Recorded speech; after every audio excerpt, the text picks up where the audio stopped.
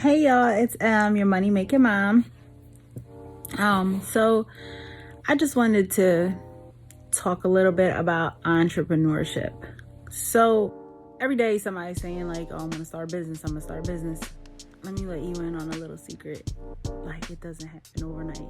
So just because somebody says, "Well, I'm gonna start a business today," doesn't mean they're gonna be like huge crazy business tomorrow.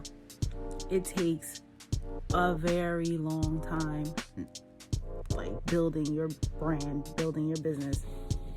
So currently I've been working on my crafts with an S, for the last 8 to 10 years, like catering. I just recently started doing chocolate dip treats, photography, web design, graphic design,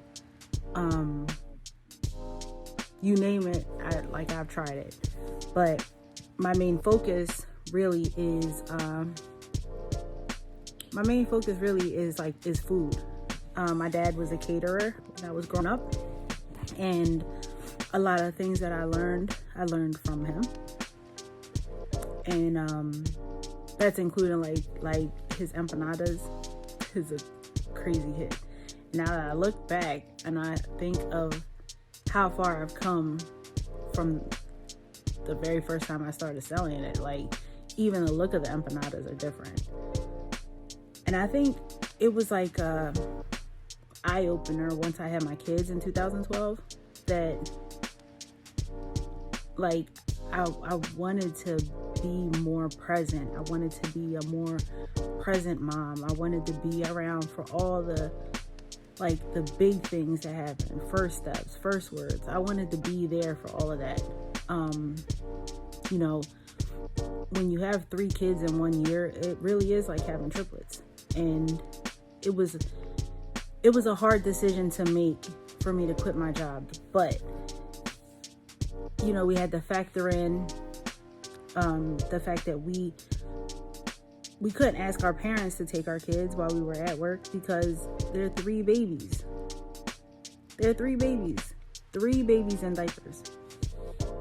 It would just be too hard on any of our parents.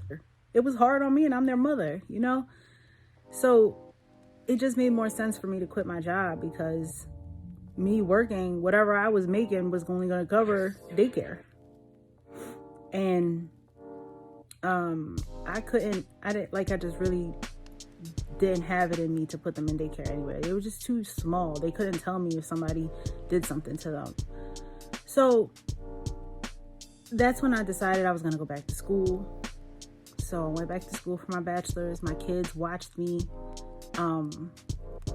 walk and get my bachelor's degree. Now I'm working on my master's. That's when I started trying to figure out the things that I was good at doing so that I could try to capitalize on it, because the real goal is to be, my own boss. And I feel like now I'm really working hard towards that. So a little bit of the things that I am doing that I'm still working on now is the catering. I cater Filipino street food. And I'm really starting to enjoy making the chocolate dip treats. At first, I didn't like the smell of sugar. But I'm realizing that with chocolate, you don't really smell so much sugar like when you're baking. So that, and my husband's a real estate agent now. So I'm trying to learn the world of real estate so that him and I can work together as a team in that. So, and I'm still working full time at a hospital here. So, there was a lot of experiences that happened in between that was very discouraging. My first platter sale, I sold 60 platters and I did it all alone. And I remember because that day my husband was at work It was on a Friday, and I like totally bit off more than I could chew. I had 60 orders for lunch, and I did everything by myself. I had no help.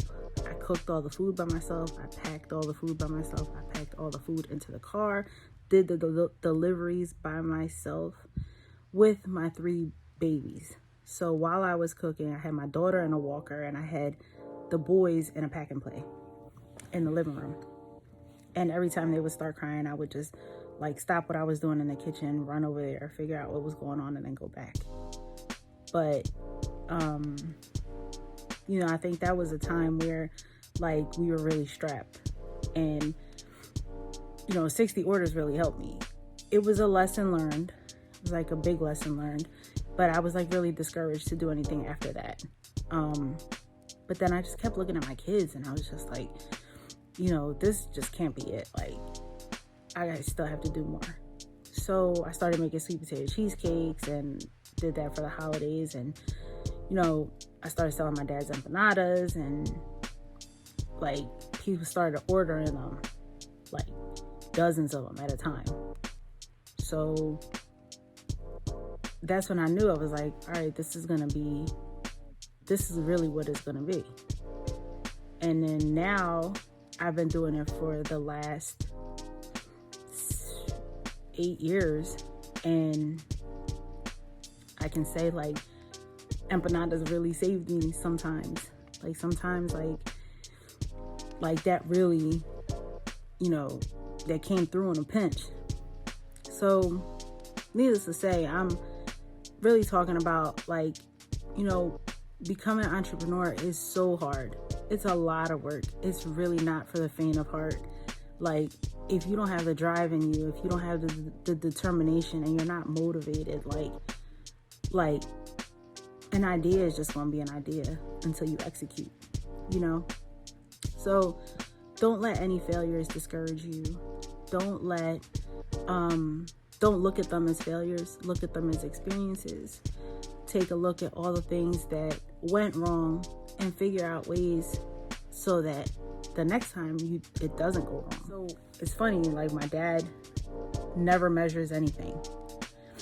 And when he was teaching me how to cook when I was younger, I never measured anything. I didn't measure anything.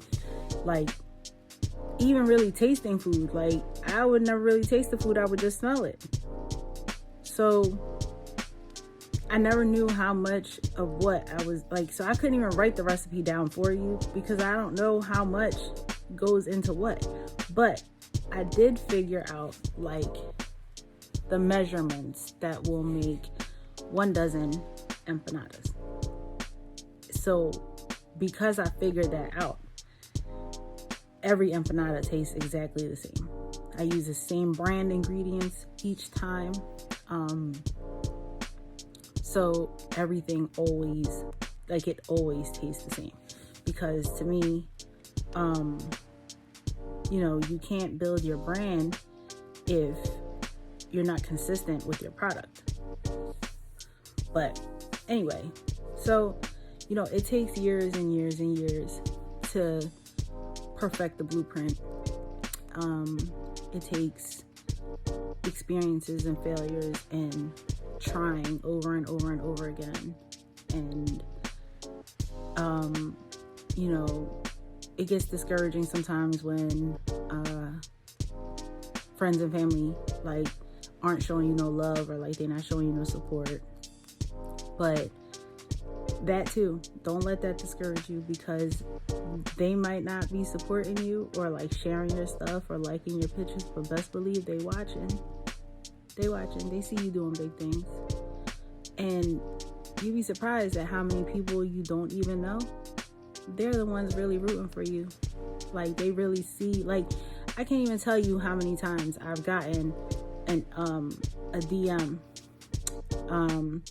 and it'll be from somebody that I know but I'm not close to, like maybe I'm just friends with them on social media, and it's so heartwarming for somebody to just tell me like, like, you go girl, like I see you doing your thing all the time, you work so hard, like, I wish I could work as hard as you. Like, it's really motivational, I guess, is so flattering.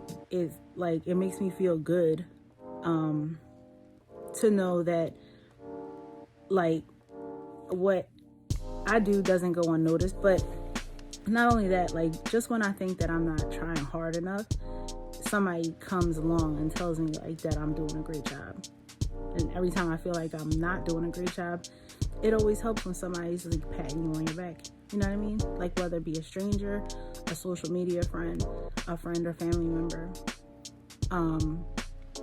But yeah, don't get discouraged if the closest people to you don't acknowledge what you're doing. Just keep pushing, keep pushing forward, keep moving. And I hope to see you in my next video. Bye.